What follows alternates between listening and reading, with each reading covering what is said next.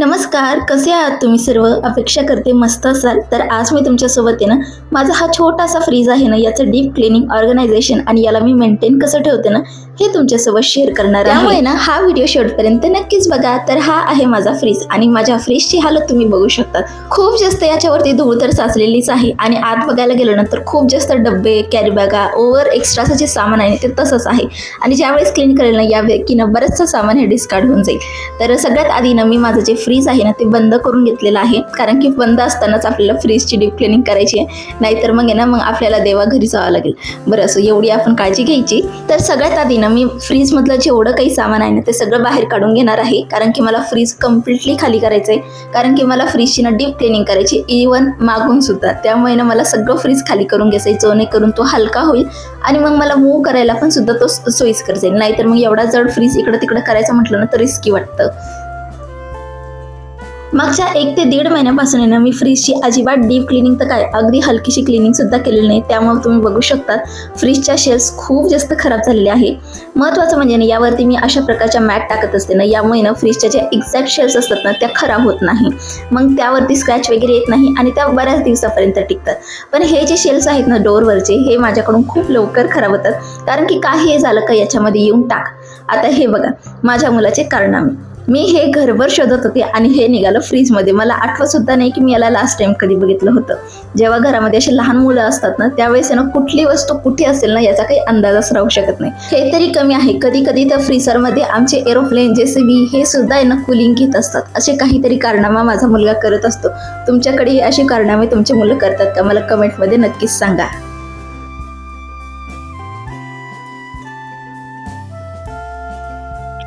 आता कितीही म्हटलं ना, आपण कितीही स्वच्छता केली तरी कुठला ना कुठला कोपरा ना आपला असा असतो म्हणजे असतो, कारण की हे दररोजच्या दररोज आपल्याला हलवता येत नाही आणि स्वच्छ करता येत नाही.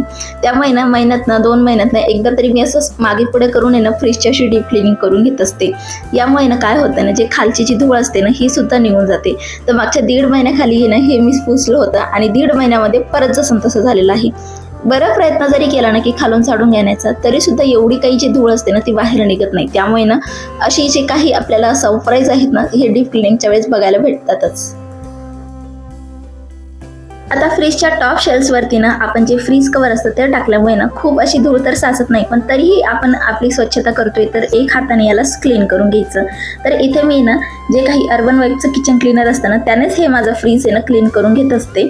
आणि महत्त्वाचं म्हणजे ना त्याने ना जेवढे काही ग्रीसी डाग वगैरे असतील, मग असे तेलकट तुपकट ते सगळे निघून जातात आणि मग आपली क्लिनिंग सुद्धा सोयीस्कर होते. आणि जी काही फ्रेग्रन्स आहे ना ती तर खूपच छान येते. त्यामुळे हे क्लीनर आहे ना माझ्यासाठी खूप छान आहे बरं का. तुम्हाला जर त्याची लिंक हवी असेल ना तर मी तुम्हाला ना खाली टॅग करून देईल डिस्क्रिप्शनमध्ये, तुम्ही तिथून नक्कीच परचेस करून घेऊ शकतात. आता जो काही फ्रीज आहे ना मी सगळीकडून 4 साईडनी तो क्लीन केला आहे आणि त्यानंतर परत त्याला जागच्या जागी ठेवून दिला आहे आणि इथं माझी चालू आहे डीप क्लिनिंग. तर इथे आहे ना मी फक्त विनेगर आणि जे काही पाण्याचं सोल्युशन आहे ना ते वापरून आहे ना माझं फ्रीज असं डीप क्लीन करून घेत आहे. आणि यानंतर आहे ना अजून एक आहे ना सुती कापडाने याला मी वाईप करून घेईल, जेणेकरून जेवढं काही ओलावा असेल किंवा मग जे काही विनेगरचं रेसिड्यू वगैरे असेल ते सुद्धा निघून जाईल आणि मग आपला फ्रीज आहे ना छान असा फ्रेश स्मेल करेल. अजिबात त्याच्यातनं उबट वगैरे वास येणार नाही. जर तुमच्या फ्रीजमधून खूप अशी व्हायब्रंट अशी उबट वास जर येत असेल ना तर सिम्पली काय करायचं माहिती का, फ्रीज बंद करून सगळं सामान बाहेर काढायचं डीप क्लीन करण्याच्या आधी आणि तो फ्रीज तसाच ओपन कमीत कमी 1-2 तासासाठी सोडून द्यायचा. यामुळे काय होतं, त्यातला जेवढा काही कुबट वास आहे तो निघून जातो अगदी फ्रीमध्ये. आता एक कोरड्या सुती कापडाने ना परत एकदा हा फ्रीज आहे ना मी पुसून घेणार आहे, जेणेकरून थोडाफार जरी ओलावा राहिला असेल ना तर तो याच्याने निघून जाईल. आता बऱ्याच वेळा असं होतं, आपण काय करतो, फ्रीज स्वच्छ झालं का लगेच त्याच्यामध्ये भाज्या ठेवून तो फ्रीज चालू करून देतो. पण यामुळे काय होतं माहिती का, फ्रीज ओव्हरलोड होतो आणि त्याच्यावर ताण येऊ शकतो. मग असं होऊ नये यामुळे काय करायचं, आता फ्रीज माझा स्वच्छ झालाय बरं का. आता मी स्विच ऑन करून फ्रीज बंद करून घेणार आहे, जेणेकरून जो काही फ्रीजचा मॉडरेट टेम्परेचर आहे ना तो फ्रीज ॲक्वायर करून घेईल. आणि एकदा तसं झालं की मग आपल्याला भाज्या स्टोअर करायला काही प्रॉब्लेम येणार नाही. अशामुळे काय होतं, आपला जो फ्रीज आहे तो ओव्हरलोड होत नाही आणि परिणामी फ्रीजची शेल्फ लाईफ सुद्धा वाढते.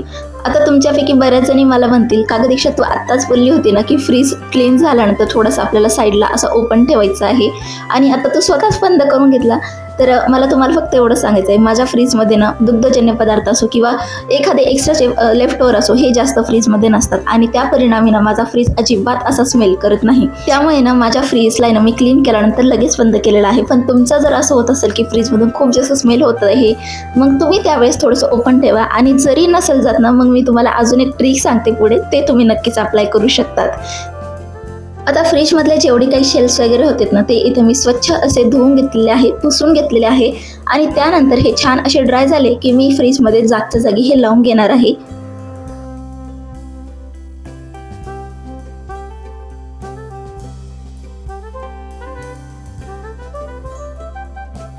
आता फ्रीजमधल्या या काही शेल्स वगैरे आहेत ना, यामध्ये ना मी हे मॅट टाकत असते, जेणेकरून आहे ना माझे ज्या काही ह्या शेल्स आहे ना, यावरती स्क्रॅचेस वगैरे येत नाही आणि डायरेक्ट जर काही एखादं स्पिलेज जर झालं तर हे या मॅटवर राहतं. मग इझिली मी या मॅट काढून स्वच्छ करून परत टाकू शकते, असं काहीतरी मी करू शकते. त्यामुळे ना हे जे काही मॅट आहेत ना, या फ्रीजमध्ये तुम्ही नक्कीच घाला आणि मोस्ट ऑफ द टाईम आहे ना मॅट घेताना आहे ना असे ट्रान्सपरंट घ्या बरं का. याच्यामुळे ना आपला फ्रीज आहे ना डोळ्यांना आहे ना बऱ्यापैकी मोठा दिसतो आणि याच कम्पेअरमध्ये जर तुम्ही ना डार्क कलरच्या जर मॅट वापरले ना, आपला फ्रीज आहे ना आपोआपच छोटा दिसायला लागतो. हे मी अनुभवलेलं आहे, त्यामुळे मी तुम्हाला शेअर करते की घेताना आहे ना मॅट हलक्या रंगाच्या किंवा पेस्टल कलरच्या घ्या. आता फ्रीजरचा खालचा जो शेल्स असतो ना, हा सगळ्यात जास्त थंड असतो. त्यामुळे ना यामध्ये मी जेवढे काही डेअरी प्रोडक्ट असतात ना, ते सगळे यामध्ये स्टोअर केलेले आहे. आता सध्या तरी हे सील पॅक आहे, त्यामुळे मी अशीची अशी यांना ठेवलेली आहे. एकदा की यांची सील ब्रेक झाली की मी एअरटाईट कंटेनरमध्ये याला खालच्या शेल्समध्ये स्टोअर करून देईल. आता हे झालं खालचं फ्रीजरच्या खालची जी काही जागा आहे ती. आता फ्रीजरमध्ये माझं खूप काही जास्त काही नाही, फक्त स्वीट कॉर्न आहे आणि हिवाळ्यामध्ये फ्रोझन कॉर्न असतात, फ्रोझन मटार असतात तेवढंच. आता फ्रीजच्या डोअर शेल्समध्ये ना आपल्याला अजून कपडे भेटतात. तर यामध्ये ना मी जेवढे काही माझे मसाले आहेत ना, अगदी ओकेजनली लागतात, ते इथे स्टोअर करत असते. आता हे बघू शकता तुम्ही, हे फक्त ह्या मंथचेच आहे. मी अगदी एक्स्ट्राचे पॅकेट वगैरे आणून अजिबात स्टोअर करत नाही, मी फ्रेश आणायलाच प्रेफर करते. आणि त्याच्या खालच्या शेल्समध्ये ना मी हे जे काही खोबरं आहे ते ठेवलेलं आहे, कारण की ना most of the time room टेम्परेचरवरती माझं जे खोबरं आहे ना ते खराब होऊन जातं आणि सोबतच जे काही सीड्स आहेत यांना सुद्धा ना जाळी लागतात किंवा फंगस लागते. त्यामुळे हे सीड्स, खोबरं हे सगळं मी फ्रीजमध्ये ठेवत असते आणि थोडंसं असं किसलेलं खोबरंसुद्धा मी यामध्येच ठेवते, जेणेकरून ज्यावेळेस मला भाजीला गरज पडेल तर मी यामधून घेऊ शकेल. आणि हा जो पॅकेट आहे हा थोडासा एक्स्ट्रा आहे, मोठा साईजमध्ये आहे, त्यामुळे मी तसा ठेवलेला आहे.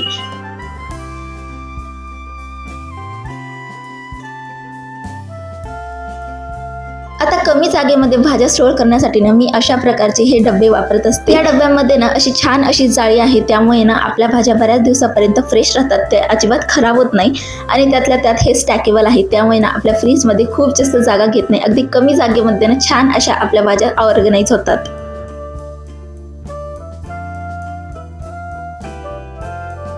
आता पहिला जो डब्बा होता ना, तो वजनाने ना अर्धा किलोपर्यंत आपली जेवढी काही भाजी असतील ना, ते छान अशी कॅपॅसिटी होल्ड करू शकतो. आणि हे जे डबे आहे ना, यामध्ये 1 किलोच्या भाज्या आपल्या छान अशा स्टोअर होतात. तर या डब्यामध्ये ना मी एक्स्ट्राची जी काही कोथिंबीर आहे ती छान अशी स्टोअर केलेली आहे. आता हे कापडामध्ये गुंडाळल्यामुळे ना बऱ्याच दिवसापर्यंत फ्रेश राहते. तुम्हाला आठवतं का, मी मागच्या एका ब्लॉगमध्ये तुम्हाला शेअर केलं होतं की आई आलती, आईने वानोळा आणला होता. हे त्यावेळेसचे लिंबू आहेत, म्हणजे कमीत कमी या लिंबांना ना 1-1.5 महिना झाला असेल. आईने त्यावेळेस आय थिंक सो 2-3 किलो असे लिंबू घेऊन आलती आणि तुम्ही अजूनसुद्धा बघू शकता, हे जे लिंबू आहे अजूनही तशीची तशी फ्रेश आहे, अजिबात खराब झालेलं नाही आहे. आता हे लिंबू थोडेसेच उरलेले आहेत, त्यामुळे ना यांना ना मी अशा बरणीमध्ये ट्रान्सफर केले आणि जे काही थोडेसे उरलेले आहेत ते मी अशा वेगळ्या डब्यामध्ये ठेवेल, जेणेकरून ना ते मी लवकर वापरेल.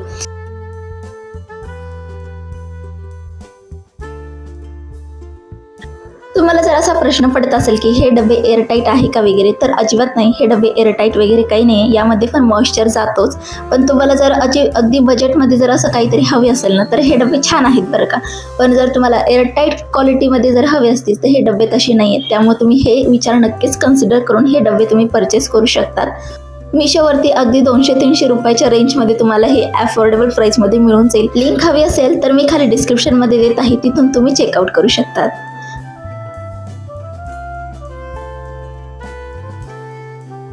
आता हे जे काही फुलकोबी वगैरे आहेत ना, हे सुद्धा मी ना डब्यामध्ये स्टोअर करत असते.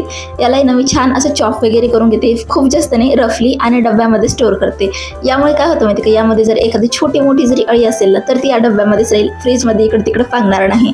आणि तसंही पावसाळ्यामध्ये ना यामध्ये खूप जास्त अळी असतात, त्यामुळे ना फुलकोबी आणताना ना खूप चांगल्या क्वालिटीचंच आणा, नाही तर आणूच नका. तर फायनली इथे माझ्या जेवढ्या काही बेसिक भाज्या आहेत त्या व्यवस्थित इथे मी ऑर्गनाईज केलेल्या आहेत. आता यामध्ये ना तुम्हाला मोस्टली पालेभाज्या वगैरे दिसणार नाही, कारण की ना मी मार्केटमधून त्याच भाज्या आणते ज्या की मला दारावरती मिळणार नाही. नाहीतर आहे ना दररोज दारावरती ना भाजीपाला वगैरे घेऊन येतच असतो, तर मग मी पालेभाजी वगैरे असेल ना तर ती अशीच उभ्या उभ्या घेऊन टाकते आणि बनवून घेते. ते फ्रीजमध्ये स्टोअर करेपर्यंत ती एवढी जातच नाही. आता फ्रीज तर येथे मी छान असं ऑर्गनाईज करून घेते आणि बघू शकता स्टॅक केल्यामुळे ना फ्रीजमध्ये खूप जागा राहते, अजिबात अशी गर्दी वगैरे वाटत नाही.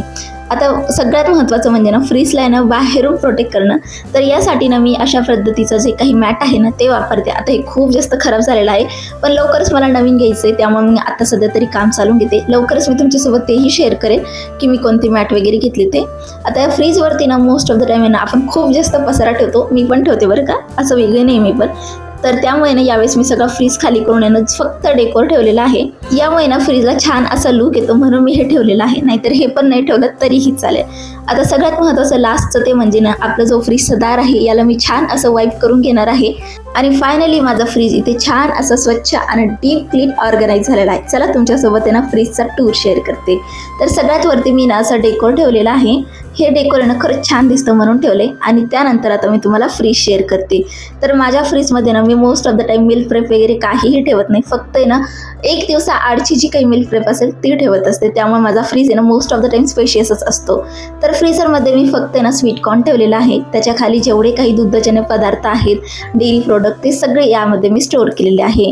आता त्याचा हा खालचा जो शेल्फ आहे ना यामध्ये मी थोडीशी फुले ठेवलेली आहे जे की उरलेली आहे, आणि यापेक्षा जास्त असतात पण आता एवढीच आहे. सोबतच थोडीशी एक्स्ट्राची लिंबू, आणि ही जी मोकळी जागा आहे ना यामध्ये एखादं इडली बॅटर असो किंवा लेफ्ट ओव्हर असेल ते ठेवण्यासाठी ही मी जागा ठेवलेली आहे.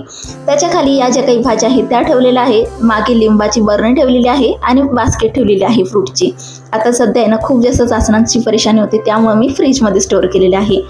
त्याच्या खालच्या शेल्फ्समध्ये मोठे डबे आहे, आणि हा जो कंपार्टमेंट आहे हा मोस्ट ऑफ द टाईम मी खाली ठेवते, जेणेकरून आहे ना मला असं वाटलं की आज मला कंटाळा आला आहे भाज्या निवडण्याचा वगैरे, तर मी यामध्ये इझिली डंप करून ठेवेल असं, त्यामुळे ना हा शक्यतो खालीच असतो.